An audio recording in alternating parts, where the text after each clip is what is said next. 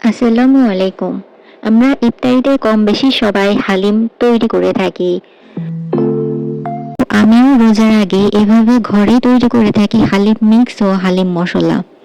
এতে রোজার সময় ইফতারিতে হালিম রান্না করা অনেক সহজ হয়ে যায়, ঝামেলাও কম হয়, পাশাপাশি স্বাস্থ্যকরও হয়ে থাকে।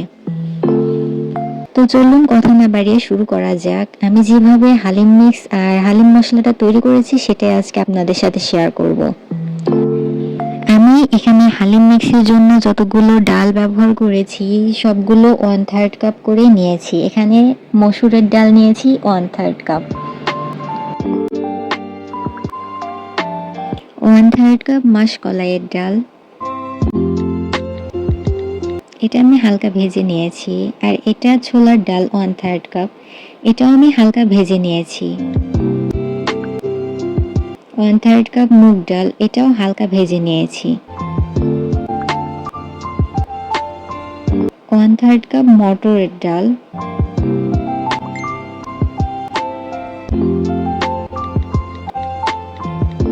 1/3 কাপ খেসারির ডাল।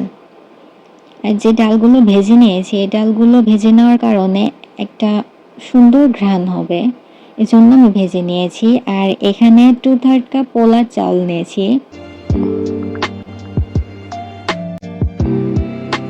এই সবগুলো উপকরণই আমি এখন ব্লেন্ডারে ব্লেন্ড করে নেব। যেহেতু ছোলার ডালটা একটু বেশি বড় তাই এটা আধা ভাঙা করে নিয়েছি, তারপর সব উপকরণগুলো একসাথে মিশিয়ে আবার ব্লেন্ড করব। ব্লেন্ড করার ক্ষেত্রে একভাবে ব্লেন্ডারটা চালু রাখা যাবে না, কিছুটা সময় পর পর বন্ধ করে চালু করে নিতে হবে।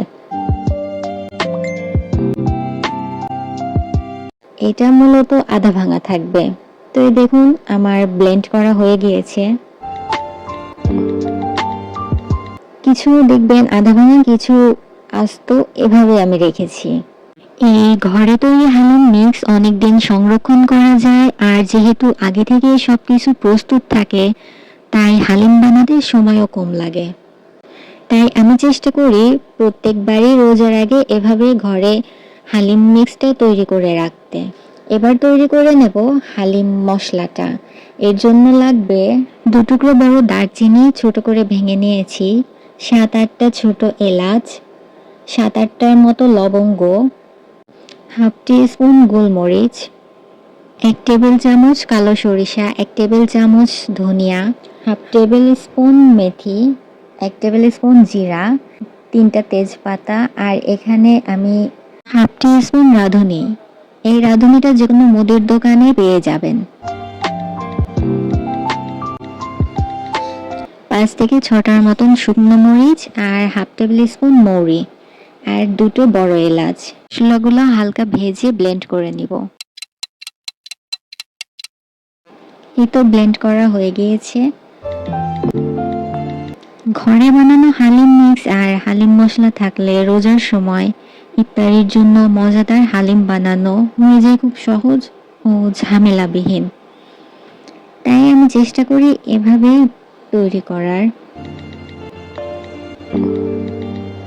তো এই তো আমার ভিডিওটা কেমন লেগেছে অবশ্যই কমেন্ট করে জানাবেন। আজকের মতো এই পর্যন্তই। আল্লাহ হাফেজ।